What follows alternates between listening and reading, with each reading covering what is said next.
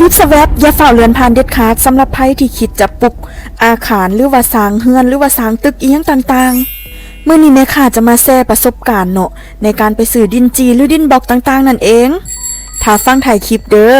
และนี่ก็คือบรรยากาศนับถอยหลังก่อนที่เฮาจะเปิดห้างนั่นเองทุกสิ่งทุกอย่างแม่นเฮา3คนเฮ็ดเองหมดเลยจ้ะทุกคนที่ผ่านมาเนาะเคยเปิดห้างน่ะแบบไปเซ็งเอาธุรกิจเขาเจ้าแล้วก็คือเปิดแล้วก็หาเงินเลย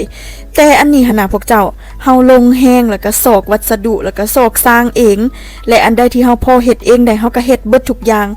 เฮาใส่ใจทุกรายละเอียดทุกขั้นตอนก่อนจะเปิดห้างเนาะเพื่อให้ลูกค้าที่ได้มาสัมผัสนะหูสึกถึงแบบความใส่ใจของเจ้าของห้างนั่นเองก่อนจะเปิดห้างเฮาก็ได้เตรียมหลายอย่างเนาะบ่ว่าจะเป็นอุปกรณ์และ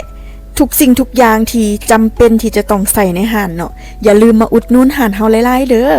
และสิ่งที่แม่ค้าจะมาแชร์ประสบการณ์ให้ฟังนั่นก็คือการซื้อดินจีหรือดินบล็อกนั่นเองต้องได้นับนำเขาเจ้าเด้อพวกเจ้าบ่สั่นแล้วเขาเจ้ากินหัวนะจ๊ะนับแล้วนับอีกจนกว่าจะครบเด้อบ๊ายบาย